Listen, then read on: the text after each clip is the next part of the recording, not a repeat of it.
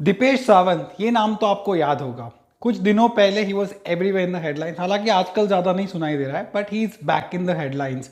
He is Sushant Singh Rajput house help who had been arrested by the NCB.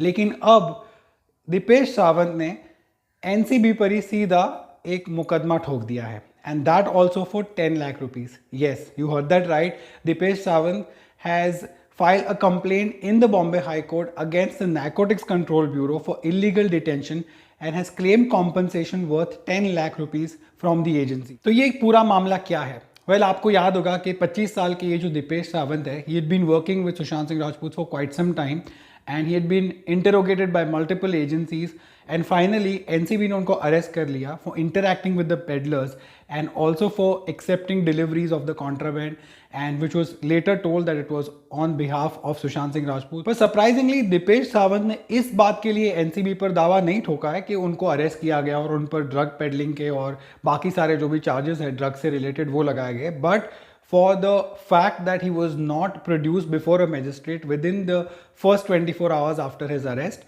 and उनका claim है ऐसा कि 3 दिन तक उनको इलीगल डिटेंशन में रखा गया before he was produce before a magistrate court.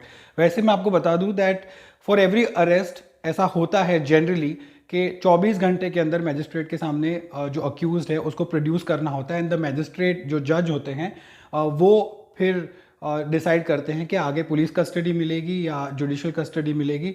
Sometimes anticipatory bell हो जाती है, तो मतलब मैजिस्ट्रेट के पास जाने से पहले ही बेल की एप्लीकेशन हो जाती है, और बेल अगर एक्सेप्ट हो जाती है तो then that person can walk out directly from the court at that point in time.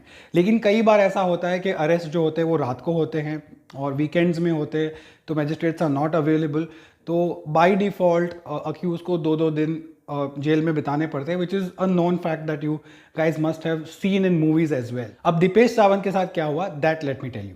अब Deepesh Sawant has claimed in his petition कि उनको सितंबर 4 को 10 बजे उनके चेंबूर वाले घर से उठाया गया by NCB, and for the next 36 hours he was not produced. In fact the next day there was another accused Kaizan Ibrahim, उनको 5 तारीख का उनका अरेस्ट दिखा गया सितंबर 5 का, पर उनको उसी दिन प्रोड्यूस किया गया, and in fact I think he got a bail as well. लेकिन दीपेश के साथ ऐसा नहीं हुआ। He says that he was produced in the court only on September 6 at around 1:30 PM, और उनके भाई विवेक करके उनका कोई भाई है, उनको भी एनसीबी ने 11:30 या 11:40 को बताया उसी दिन सितंबर 6 को, जिस दिन उनकी पेशी हुई। So for 36 hours he was in the jail and he did not get a chance to actually go in front of a magistrate and say what he wanted to. This is what is claimed in this petition, और high court ने ये petition दाखिल तो कर ली है, लेकिन नवंबर 6 को इसकी हियरिंग होने वाली है अब।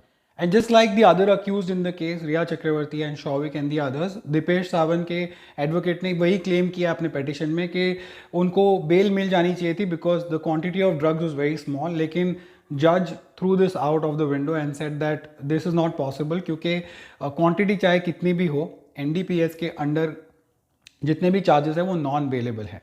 Deepesh Sawant has been charge under the NDPS act. उनके जो सेक्शंस लगे उनके ऊपर वो है 8C, 20B, 23, 29, 30। ये सारे जो सेक्शंस हैं they deal with consuming, using, transporting, importing, exporting, ware housing contraband like cannabis. लेकिन मैं आपको ये बता दूं कि रिया चक्रवर्ती और शौविक पे जो लगे हुए हैं जो चार्जेस, वो इससे भी ज़्यादा ग्रेव हैं। They have been booked under 27A, which is a much graver offence, जिसके अंदर फाइनेंसिंग ऑफ इलिसिट ट्रैफिकिंग भी होता है और हार्बरिंग ऑफेंडर, ये वाली भी इसमें जो चार्जेस है वो लग जाती हैं। इसलिए उनको बेल मिलना, शौविक अभी भी जेल में, आपको याद होगा।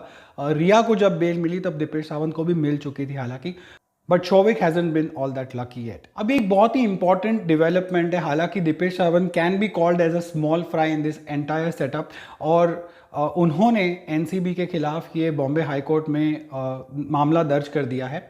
अब देखना आगे ये होगा कि जो बाकी अक्यूज्ड है वो भी क्या ऐसे कोई कदम लेते हैं, और does it become like a slug out match completely between the agencies and the accused, जहाँ पर एक दूसरे के खिलाफ कंप्लेंट्स, काउंटर कंप्लेंट्स फाइल होने लगती है। That remains to be seen. हालांकि this is the first in this entire case of Sushant Singh Rajput जहाँ पर एक अक्यूज ने एजेंसी के खिलाफ ही बॉम्बे हाई कोर्ट में मामला दर्ज कर दिया है, and he is pursuing it very diligently.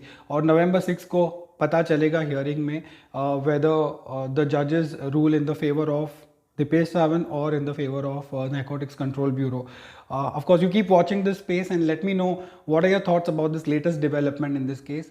And as always, if you like my content, तो please subscribe कर लीजिए, bell icon भी दबा दीजिए, and thank you so much for watching, and thank you so much for writing all the encouraging comments about following this case and all the other news that I do and all the other features that I bring to you. It is a lot of mehnat, I must tell you, but at the same time, when I see भले कम comments हो जो अच्छे हों और जो मेहनत लगती है एक वीडियो को बनाने के पीछे और जो रिसर्च लगती है उसको अप्रिशिएट करें, भले ज़्यादा नहीं दे, always a minority of those kind of viewers, पर फिर भी अच्छा लगता है, and I think that sort of keeps me going. So thank you so much once again.